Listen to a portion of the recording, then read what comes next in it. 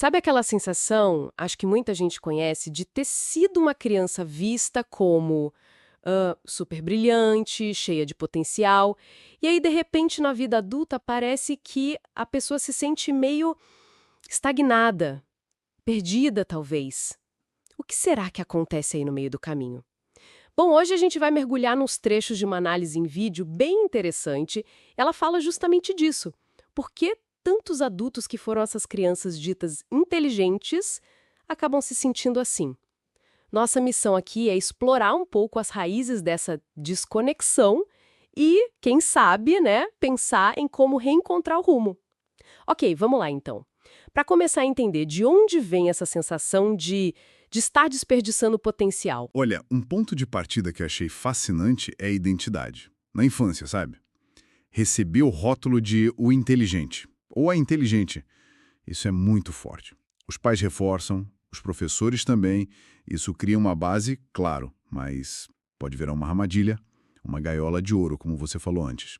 Uma gaiola? É curioso pensar assim, porque a gente imagina logo que ser inteligente só ajuda, né? Que abre portas. E ajuda. No começo, sim. A escola, por exemplo, pode parecer até fácil demais.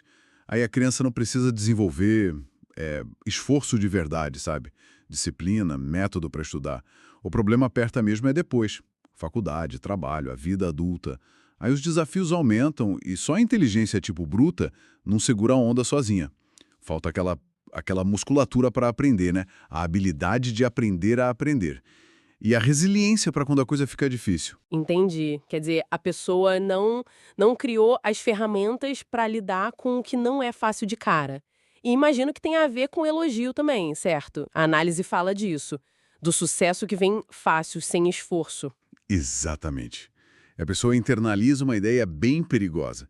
Bom, se eu sou inteligente mesmo, tudo tem que ser fácil, tem que fluir.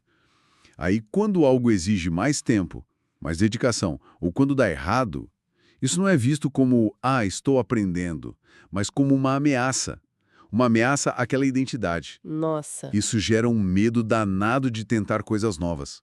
Medo de falhar, de, de parecer que não é tão inteligente assim, afinal. E aí é que a coisa complica de verdade, né? A pessoa começa a evitar desafio para proteger essa imagem. Sim, sim. É um mecanismo de defesa, né? Só que a zona de conforto vai ficando cada vez menor. A pessoa evita experiências novas, evita projetos que parecem muito difíceis, às vezes até um hobby.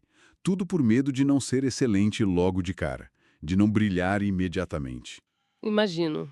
E junta isso com a pressão, né? Expectativa dos outros, expectativa da própria pessoa. Poxa, com tanto potencial eu já devia estar em outro lugar. Essa distância entre o que se espera e o que se consegue, isso gera vergonha, mina a autoestima, é pesado. É como ficar refém daquela promessa antiga, né? Tendo que provar o tempo todo. E isso afeta as relações com os outros. O vídeo fala de isolamento. Afeta muito.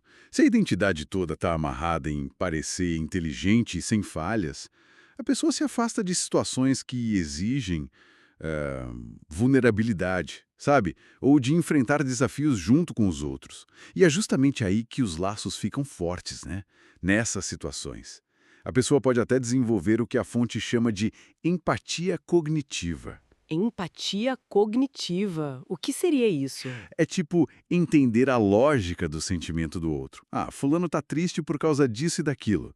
Mas sem sentir junto, sem aquela conexão emocional de verdade. Ah, entendi. É como ler o mapa do sentimento, mas sem sentir o clima do lugar.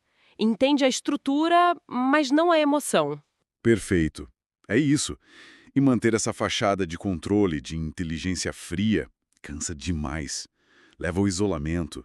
Às vezes esse isolamento vem até disfarçado de arrogância, sabe? Uma defesa. A pessoa tenta resolver tudo com a lógica, até as dores emocionais.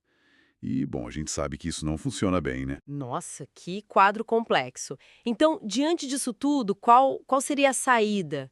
Como escapar dessa prisão mental? Olha, o passo crucial, e com certeza não é fácil, é começar a separar o próprio valor dessa identidade fixa de ser inteligente. O valor não está num rótulo, num traço que você nasceu com ele. O valor está no que você faz, no seu esforço, na sua disposição para aprender e para crescer. É uma mudança de chave interna, sabe? Trocar aquela pergunta, isso vai me fazer parecer inteligente, por isso vai me ajudar a aprender algo, a ser uma pessoa melhor. Então abraçar o desconforto, a ideia de que errar faz parte, de não ter que ter a resposta para tudo na ponta da língua. Exatamente.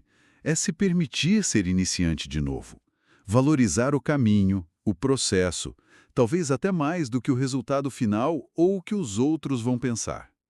É se reconectar com a própria humanidade, que inclui falhar, aprender, ser vulnerável.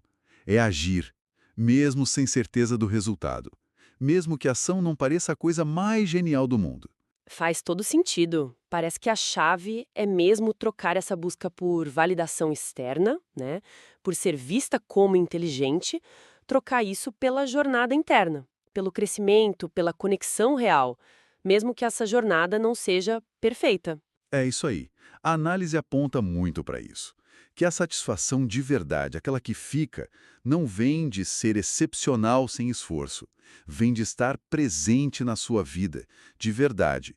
Com coragem para ser vulnerável, para aprender com as quedas, para se conectar de um jeito autêntico, com os outros e consigo mesmo. Fica aí então uma reflexão, né? Qual pequeno passo, talvez um que dê aquele friozinho na barriga no começo, em direção ao crescimento ou a uma conexão mais autêntica? Qual passo a gente poderia dar hoje, deixando um pouco de lado essa necessidade de parecer perfeito, infalível?